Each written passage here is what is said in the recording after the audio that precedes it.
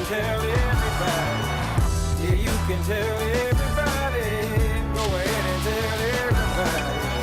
I'm the man, I'm the man, I'm the man. Well, you can tell everybody. Yeah, you can tell everybody. Go ahead and tell everybody. I'm the man, I'm the man, I'm the man.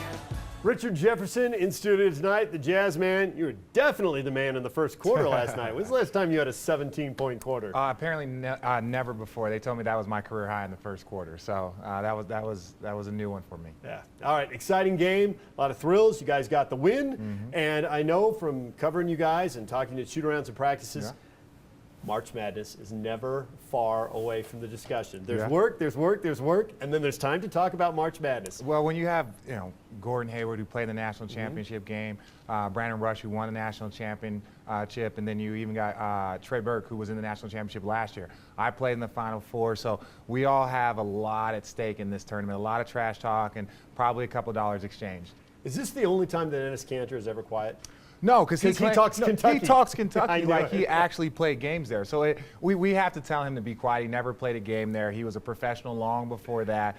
He laughs, but no, he's the Kentucky fan. I guess that's where his loyalties lie. All right, we're going to walk through the brackets now. We're going to get your take on some of these teams, some of the matchups. I know there's people watching who are in some of the contests where they get to pick round by round. Okay. So they look for some tips. We're going to start with the Midwest region right here.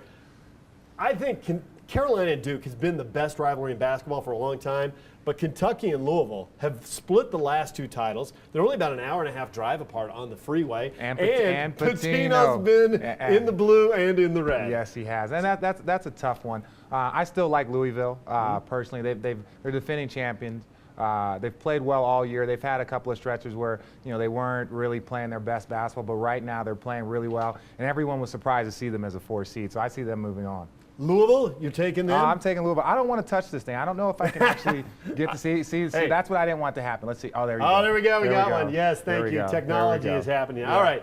So, Tennessee and Michigan. Now, Tennessee an 11 seed. They had to do, some people call them playing games. Some people call them first-round games. The point is they had to win 3 games in a week to get here. They had to play the extra game, and they did. Is it all over for Tennessee? What do you think of them? Where is this game being played? Tennessee and Michigan. That is a pop quiz I can't answer. I do not answer. I don't know. These games are a lot of times regional games because people don't expect Tennessee to get as far as they did. So for them, I think a lot of it has to do with location. If this is anywhere near Michigan, anywhere in that Midwest region for them, I really see Michigan moving on. Let's see if we can do this for the first time. Hey, there we go. Nice. Look at you go. You're a trained professional. Yeah. I think a lot of times these teams get on the road, they start winning, it's great, but when they go back to campus and they get told how good they are, a lot of times they tend to believe it. And Tennessee, the thing you have to say about the SEC, and I'm curious what you think about this, these leagues that have their own networks have so much money now. Are we going to see the SEC, which has traditionally been great in football but not so good in basketball, are they going to have enough money now with facilities and coaches that we're going to see them dominate in both sports? Well, I think, whenever your football program is bringing as much money as the SEC does, you're able to spend money wherever you want. And basketball programs are very, very popular with the alumni. So if the alumni steps up and decide to spend money, you could see the football and basketball being dominant conferences. Well, obviously Florida and Kentucky have gotten it done in the SEC, and we'll see if more teams join them. Let's move over here to the East region. Okay. And Virginia, the top seed. Michigan State, the 4 seed, and speaking of the football-basketball combo, who's having a better year than Sparty? They went to the Rose Bowl and won, and now they're in the Sweet 16. Virginia, ACC regular season champs and ACC tournament champs. I like Virginia. Virginia's been playing consistent all year long. Michigan State is good. I don't think it's going to be easy. See, that's why I didn't want to touch it. There we go. He's got it. I like Virginia. I think that they've played well all year. This is their year. Kind of putting them in the national spotlight for the first time in a long time, and I'm actually happy for them. All right. And then we've got Iowa State and UConn. The mayor. Fred Hoiberg. How old do you know? That's what I'm saying. You're getting old when you've played against the head coach for multiple years. It wasn't like 1 year. I played against him for a few years. I think it was the Clippers was the last time. Either Clippers or Minnesota was the last time I played against them. But I like Iowa State. I think they're playing good basketball. Whenever you get a chance to continue down a quality road that they have, I think they're the team that I would go for moving forward if I was just picking brackets. All right. Final 4, Virginia or Iowa State, what do you think? Let's go with Virginia. All right, staying with the top seed for the Final Four. They've been winning everything so far. Okay, I let you off. I mean, my mistake here in the Midwest. I let you off the hook. Louisville or Michigan for the Final Four? Well, we played Michigan. Arizona did. I say we like I was on the team. But I'm going to go with Louisville. I like Louisville. A big stage for those boys. They know how to play when the lights get bright. Michigan, they're going to be good, but I think Louisville comes out of there. All right, here we go to the South region.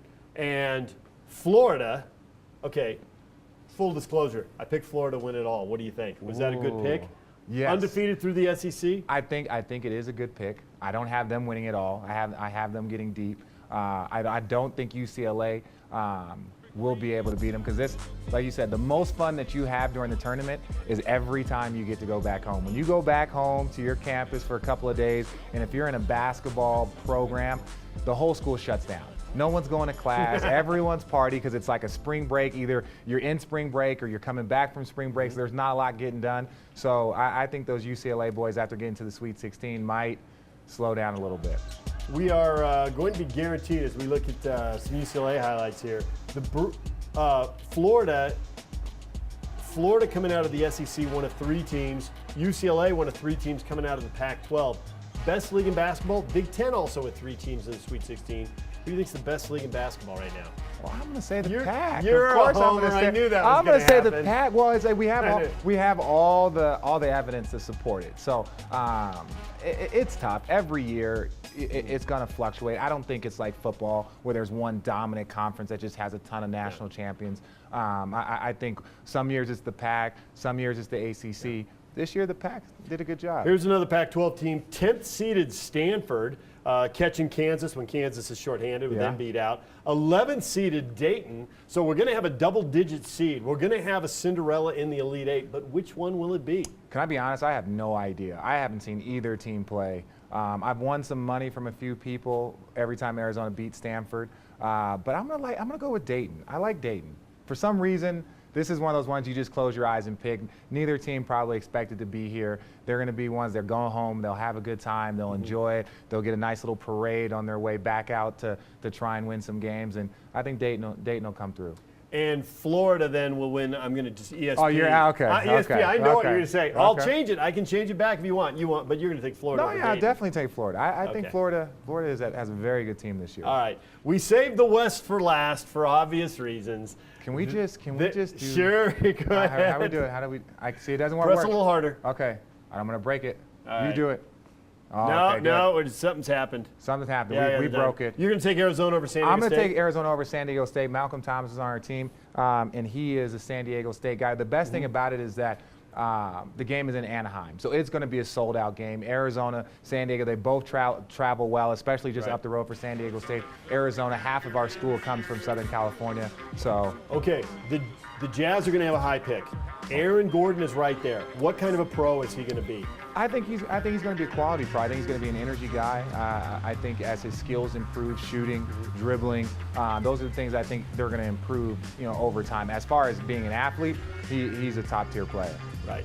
But not enough of a refined game, but he'll find a way to make it work a little bit. Yeah, well, sometimes you just need energy guys that just play hard no matter what. That type of stuff goes a long way when you're trying to build good habits. And when you get a guy that'll just play hard no matter what and is kind of fearless, that helps your team. All right, Baylor or Wisconsin? The 6th seed Baylor dominating Creighton. I mean, just blew Creighton off the floor.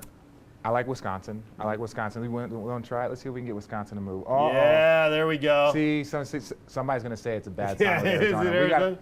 No, Arizona's not having it. Oh, no. If No, San Diego State could, no, I'm not touching it again. I'm not touching it. And in the Final Four, I'm going to go Arizona. When I was in school, we lost actually here in Utah to Wisconsin, and they ended up making it to the Final Four. So I'm going to pick Arizona to pass, to the Final Four. No, this is not going to happen. It's just not going to happen. It's not going to happen. Yeah. All right, and then you got to pick Arizona to win it all. Of course I'm going to pick Arizona to win it all. Well, we were number #1 in the country for most of the year.